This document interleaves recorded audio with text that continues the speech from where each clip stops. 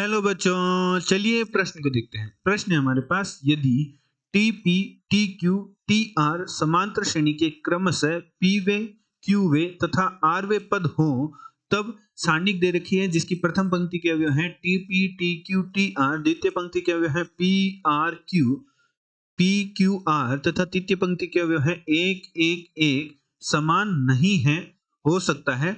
हमारा जो प्रश्न के हमें चार विकल्प दे रखे हैं जिनमें से हमें सही विकल्पों का चयन करना है। हमारा प्रश्न है बहुविकल्पी प्रश्न है जिनमें से हमें सही विकल्पों का चयन करना है।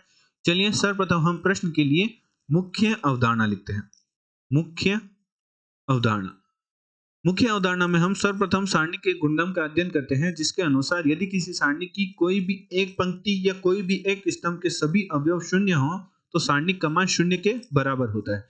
चलिए उदाहरण की सहायता से समझते हैं। मान लीजिए हमारे पास एक 3 गुणा 3 कोटि की सारणी है जिसकी प्रथम पंक्ति के अवयव है ए बी सी, द्वितीय पंक्ति के अवयव है डी ई एफ एवं तृतीय पंक्ति के अवयव है 0 0 0।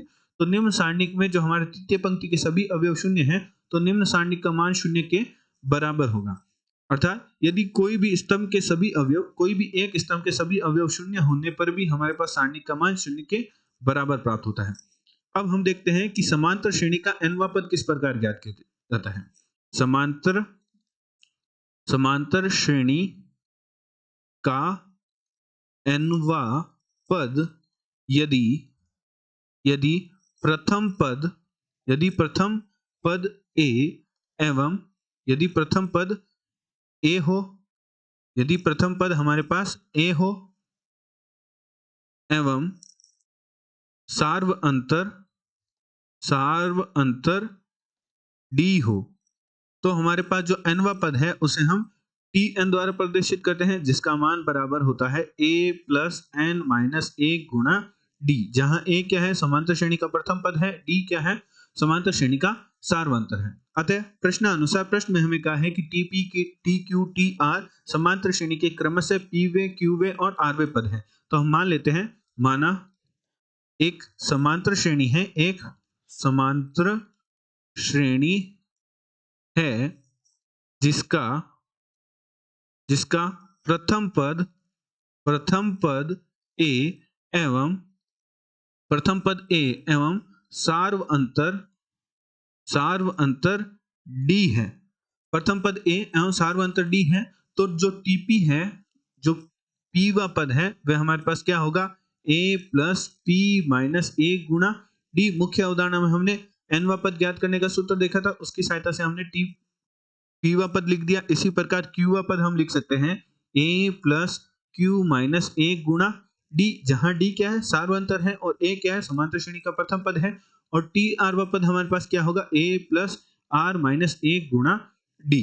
प्रश्न में हमें सारणिक दे रखी है जो कि कुछ इस प्रकार दे रखी है, T P T Q T R, और हमें द्वितीय पंक्ति के अवयव दे रखे हैं पी क्यू आर और अंतिम पंक्ति के अवयव दे रखे हैं एक एक एक। अब हम TP T Q T R का मान रख देते हैं तो हमारे पास सारणिक प्राप्त हो जाएगी जो कि कुछ इस प्रकार प्राप्त होगी, a प्लस पी माइनस एक गुणा डी।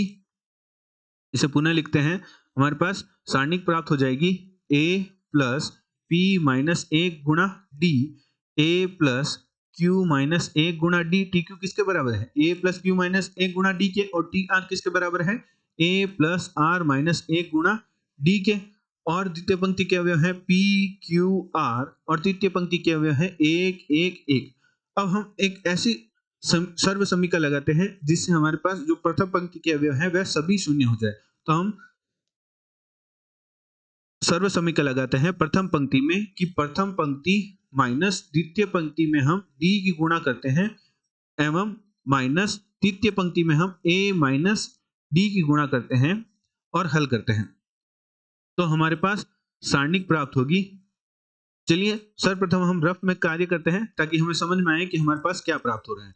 तो हमने क्या किया है, द्वितीय पंक्ति में हमने d की गुणा की है, तो द्वितीय पंक्ति में हम जब d की गुणा करेंगे तो हमारे पास प्राप्त होगा माइनस का dp एवं, और तृतीय पंक्ति में हमने a माइनस डी की गुणा की है तो हमारे पास प्राप्त होगा माइनस a माइनस डी गुणा एक। और हमारे पास प्रथम पंक्ति के अवयव क्या है, प्रथम पंक्ति के हमारे पास अवयव हैं वह हमारे पास है a प्लस ए प्लस, इसे हम पुनः लिखते हैं, हमारे पास प्रथम पंक्ति के अवयव है ए प्लस पी माइनस 1 गुणा डी। तो जब हम हल करेंगे तो A plus P D minus D P minus A minus D. तो हमारे पास जो डीपी है वह डीपी से घट जाएगा, माइनस का डी माइनस डी से, और ए से घट जाएगा, तो हमारे पास क्या प्राप्त होगा, शून्य ही प्राप्त होगा। तो हमारे पास जो इसी प्रकार हमारे पास यह मान तो हमारे पास प्रथम पंक्ति प्रथम अवयव के लिए प्राप्त हुआ, इसी प्रकार अन्य अवयवों के लिए भी हमारे पास शून्य शून्य शून्य प्राप्त होगा। और द्वितीय पंक्ति के अवयव हमारे पास है पी क्यू आर। हमने प्रथम पंक्ति पर सर्व समीका लगाई है, द्वितीय और तृतीय पर कोई सर्व समीका नहीं लगाई, तो द्वितीय और तृतीय पंक्ति के अवयव लिख लेते हैं 1 1 1। तो हमारे पास जो सारणिक का मान है वह शून्य प्राप्त हो रहा है, अतः हमारा जो सारणिक का मान है वह शून्य के बराबर है। चलिए प्रश्न के विकल्प देखते हैं। प्रश्न में हमें कहा है कि निम्न सारणिक का मान समान नहीं हो सकता, किसके बराबर नहीं हो सकता। तो हमारे पास सारणिक का मान बराबर किसका आया है, शून्य के बराबर आया है। तो हमारे प्रश्न के सही विकल्प कौन कौन से होंगे, वह सारणिक का मान 1 के बराबर नहीं हो सकता, -1 के बराबर नहीं हो सकता, शून्य के बराबर तो है ही, और डी अर्थात p plus Q plus R के बराबर नहीं हो सकता। तो हमारे प्रश्न के कौन कौन से विकल्प सही हैं, ए विकल्प, बी विकल्प और डी विकल्प सही है। आशा करते हैं आपको प्रश्न का समझ आया होगा। धन्यवाद।